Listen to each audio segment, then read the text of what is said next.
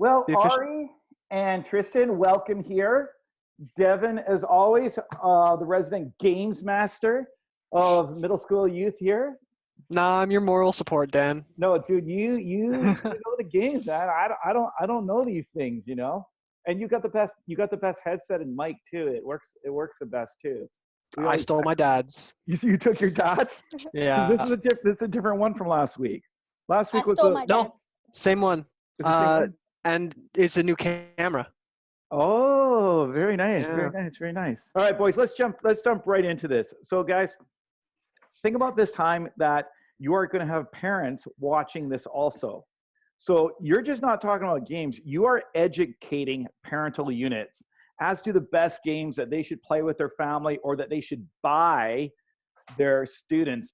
So let's start with you, Ari. Ari, why don't you tell me what board games you like to play and why?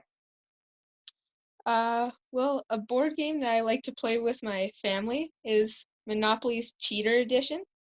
So it's basically like regular Monopoly, except you can cheat.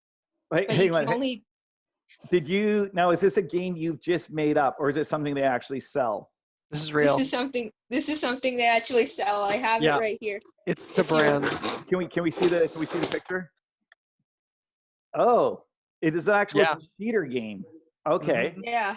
All right. You It's could not also amazing. just use regular Monopoly and cheat. But You could do that. but doesn't it there's- defeat the whole purpose of having rules in the game if you can just cheat the whole time? Well, there's only certain ways you can cheat. On the board, there'll be like 5 ways that you can cheat. But once Okay. you've done one of those, you pick another card and it says a different way how to do it. And Okay. then you can only do those certain ways. Now, Tristan, have you played this game before? No, I haven't. I've just played Monopoly. You play regular. Devin, have you done the cheater too?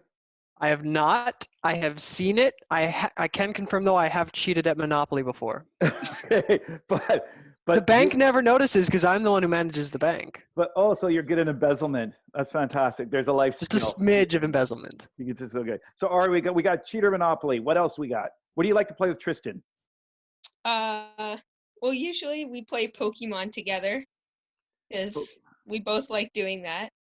Now, Classic. does that require dressing up into costumes to play this game? No. No, but it's highly Thank recommended. goodness, no. You could do it if you wanted to. You know I would show up in a Pikachu costume. You would totally do. Is that an extremely complicated game to play? It's not too complicated, but my grandma, I have to repeat things 10 times and then she still doesn't understand it. Like, I'm being dead serious right now. I am not even joking. I am being completely serious. All right. Let's take it back to you again. All right. So when you play Monopoly with your family, any other board games that you play with your family, or just not board games like cards, like what was it? Exploding Screaming Kittens. What is that one? I always say the name wrong. Exploding Kittens. Exploding Kittens. What about Exploding Kittens or games like that? Do you have anything like that you like to play? Well, there's a card game that I like to play. It's also a Monopoly game, Thanks, but Devin. it's called Monopoly Deal. Monopoly Deal. Okay. Yeah. So it's basically playing Monopoly but with cards.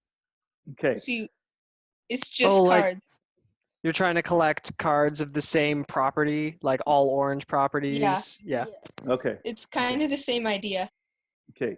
So far from you, Ari, and now you got to remember, we're going to be posting these recommendations from you too. So far we got Cheater Monopoly or Monopoly Cheat.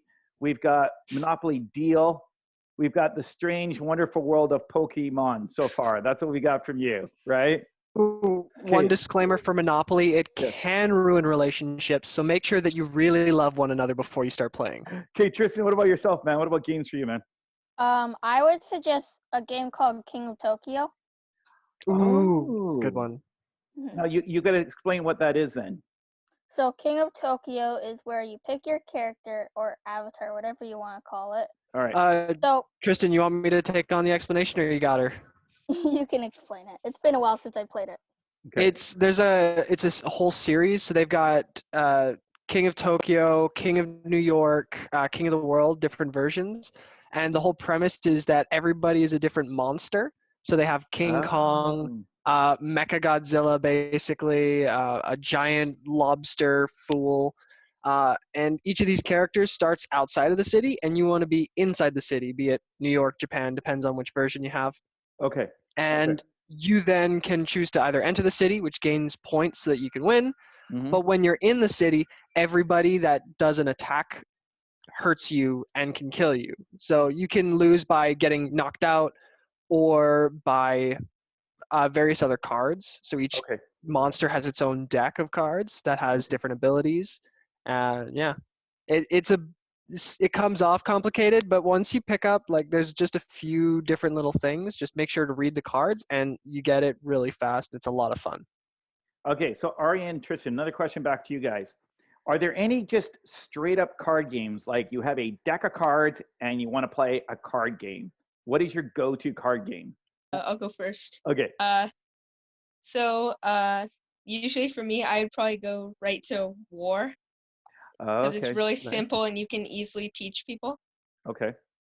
So, basically, you just get a regular deck of cards, and if there's 3 people playing, you just hand the cards out to people until you run out of cards, and then you don't look at your cards. You just have them in a pile, and you play them. And whoever has the highest cards takes all of the cards on that people have played.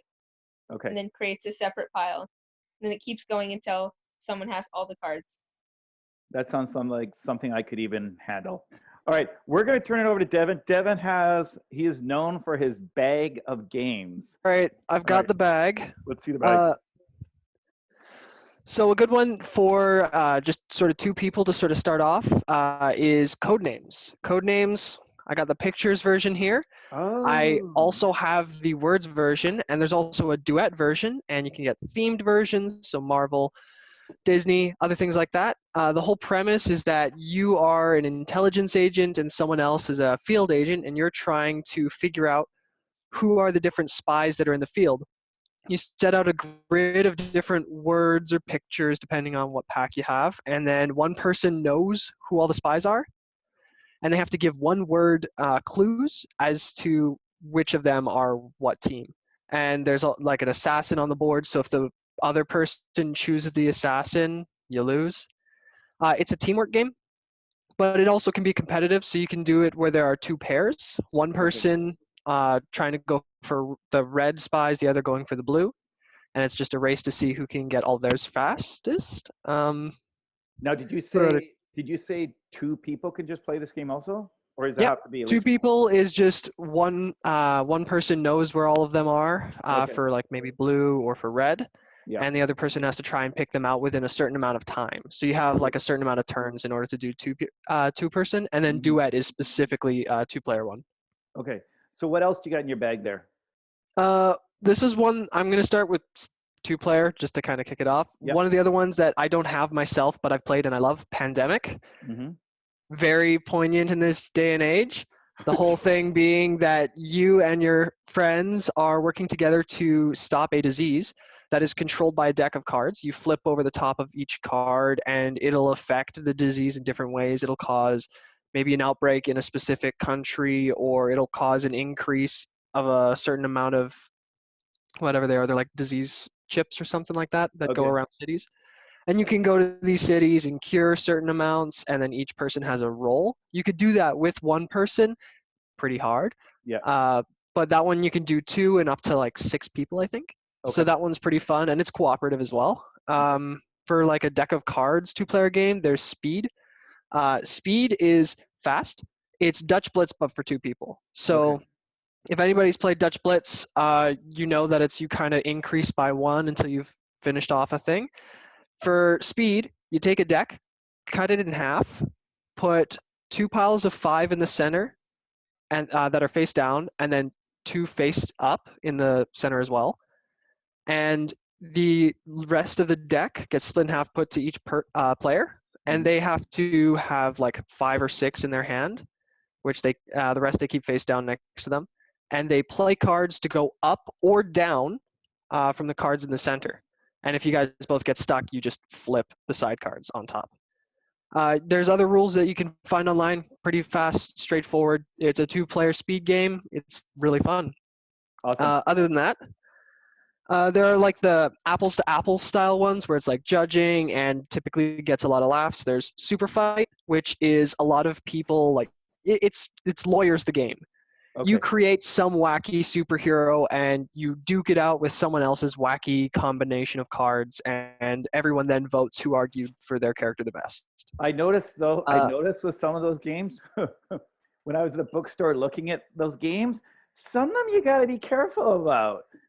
Some of those style games are dangerous because they're not always appropriate. Superfight is clean though. Yeah. They've got like a 70s pack that has, or a 90s pack that's just jam-packed full of like cartoons, goop, goofy things like that. Yeah. Superfight is clean. There are others, you got to watch out for. Yeah. One that I've recently come across that I love, Loveletter. Oh. It's about a bunch of different players who are trying to gain the affections of a so-called princess. And you gain love tokens, which are literally little wooden hearts.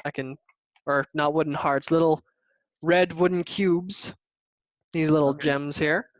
And there are like 9 different types of cards that have special abilities. You can look the abilities up online, and because there are 9 and they're also like numbered, you can do this with a regular deck of cards if you have the rules up on the web. Let's go around the circle once more. Devin, why don't you give me your favorite classic board game? The favorite classic board game. Oh, a favorite classic?